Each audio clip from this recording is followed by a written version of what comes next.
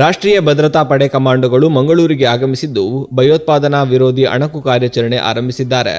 ಭಯೋತ್ಪಾದನಾ ದಾಳಿ ಸಂಭವಿಸಿದರೆ ಅದನ್ನು ಹೇಗೆ ಎದುರಿಸಬೇಕು ಎಂಬ ಸನ್ನದ್ಧತೆಯನ್ನ ಅಣಕು ಕಾರ್ಯಾಚರಣೆ ಮಾಡುವ ಉದ್ದೇಶದಿಂದ ಎನ್ಎಸ್ಜಿ ಅವರು ಆಗಮಿಸಿದ್ದಾರೆ. ಈ ಅಣಕು ಕಾರ್ಯಾಚರಣೆ ಜುಲೈ 22ರಿಂದ ಆರಂಭಗೊಂಡಿದ್ದು 25ರವರೆಗೆ ನಡೆಯಲಿದೆ. ಜುಲೈ 23ರಂದು ಬೆಳಿಗ್ಗೆ ನಗರದ ಬಂದರು, ಸೂರತ್ಕಲ್, ಕೊಡಿಯಲ್ಬೈಲ್ ಸಹಿತ ನಗರದ ವಿವಿಧ ಭಾಗಗಳಲ್ಲಿ ಕಡಿಮೆ ಎತ್ತರದಲ್ಲಿ ಹೆಲಿಕಾಪ್ಟರ್ ಹಾರಾಟ ನಡೆಸಿತು.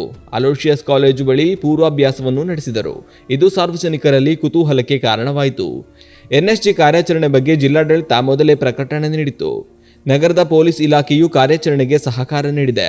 ನಗರ ಪ್ರದೇಶದಲ್ಲಿ ಸಂಭವಿಸಬಹುದಾದ ಭಯೋತ್ಪಾದಕ ಬೆದರಿಕೆಗಳಿಗೆ ಪೊಲೀಸ್ ಇಲಾಖೆ, ಅಗ್ನಿಶಾಮಕ ದಳ, ನಗರ ಸಶಸ್ತ್ರ ಮೀಸಲು ಪಡೆ, ಜಿಲ್ಲಾಡಳಿತ ತ್ವರಿತವಾಗಿ ಪ್ರತಿಕ್ರಿಯಿಸುವ ಸಾಮರ್ಥ್ಯ, ವಿವಿಧ ಭದ್ರತಾ ಸಂಸ್ಥೆಗಳ ನಡುವಿನ ಸಮನ್ವಯ ಹಾಗೂ ತುರ್ತು ಕಾರ್ಯಾಚರಣೆಗಳ ಸನ್ನದ್ಧತೆಯನ್ನ ಮೌಲ್ಯಮಾಪನ ಈ ಕಾರ್ಯಾಚರಣೆ ಮೂಲಕ ಮಾಡಲಾಗುತ್ತಿದೆ ಎಂದು ಜಿಲ್ಲಾಡಳಿತ ತಿಳಿಸಿದೆ. ಸುಮಾರು 100 ಮಂದಿ ಅಧಿಕಾರಿ, ಸಿಬ್ಬಂದಿ ಅಣಕು ಕಾರ್ಯಾಚರಣೆಯಲ್ಲಿ ಪಾಲ್ಗೊಂಡಿದ್ದಾರೆ. ಜುಲೈ 25ರವರೆಗೆ ವಿವಿಧೆಡೆ ಕಾರ್ಯಾಚರಣೆ ನಡೆಯಲಿದೆ. ಚೆನ್ನೈನಿಂದ ಈ ಕಾರ್ಯಾಚರಣೆಗಾಗಿ ಎನ್ಎಸ್ಜಿ ತಂಡವೇ ಆಗಮಿಸಿದ್ದು ಮಂಗಳೂರು ಹಳೆ ವಿಮಾನ ನಿಲ್ದಾಣದಲ್ಲಿ ಬೀಡು ಬಿಟ್ಟಿದೆ.